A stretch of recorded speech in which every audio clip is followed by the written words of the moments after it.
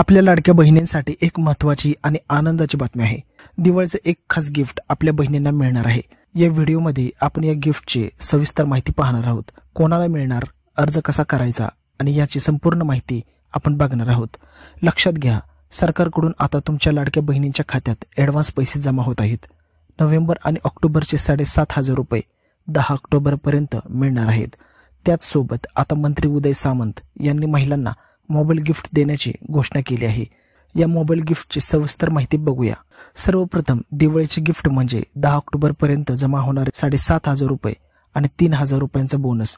जर तुमचे हप्ते अजून जमा झाले नसतील तर कृपया कमेंट सेक्शन मध्ये सांगा। यामुळे आम्हाला माहिती मिळेल की अजून किती लोक राहिले आहेत।